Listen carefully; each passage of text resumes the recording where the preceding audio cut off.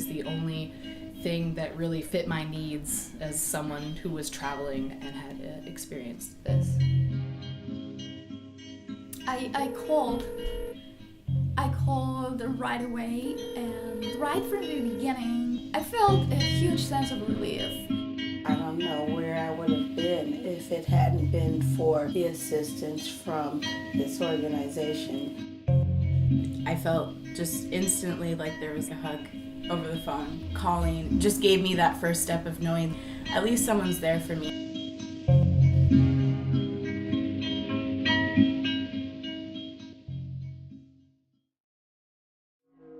I had a friend reach out to me from Australia. She had let me know that she just got her scuba diving certification and she was teaching classes, and it was something I'd always wanted to do. The school that I went to had this teaching program in Costa Rica, so I thought that might be a good place for me to go next in my life.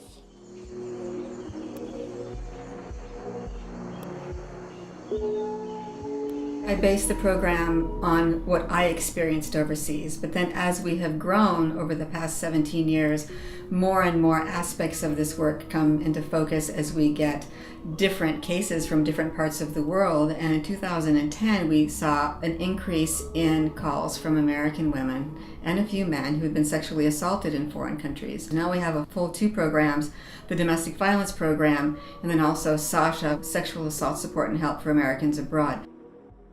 Anthony was one of the students taking the scuba diving course. We hung out a few times after classes. I even told him that I only dated women. He just seemed like a nice guy. AODVC and SASHAA are very committed to providing inclusive services to people of all genders and sexualities. And our case managers are trained to provide emotional support and advocacy to LGBTQ survivors of abuse. He just attacked me. As soon as I could get away, I just went back to Anna's and I just sat on her porch until she got home. I met Jason at orientation. He seemed really nice. I decided that I was going to go on a hike after school one day and to ask him to join me halfway up the mountain. That's when he took advantage of me. We've reached out to universities all over the United States, especially their study abroad programs. Sexual assault is in the media now. There's a lot of sexual assault prevention programs.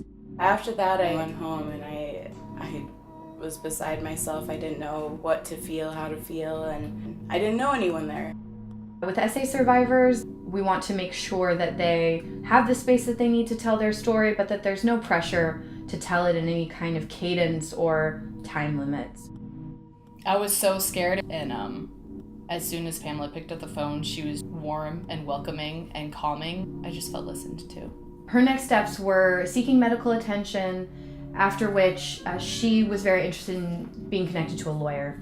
She wanted to get an understanding of her rights in Australia as far as reporting the crime. I asked Ariel to help me navigate my way back to the United States, but also my concern of my dog because I had just gotten her. For a lot of survivors, their pets are extremely important for coping with the abuse and healing from trauma. And Rain had rescued this dog when she was down in Costa Rica. And it was really important to her that the dog could come back to the United States with her. We can relocate pets back to the United States. We'll also pay to have the vet certificates done, shots, the crate for the airline flight. We want to provide a continuum of services where the survivor's at the center and we have a case manager with that survivor to work through every process. Do they need to go to a doctor? Do they need an exam? Do they need a rape kit? We can pay for all of that. We try to provide whatever we can to make this difficult process as easy as possible.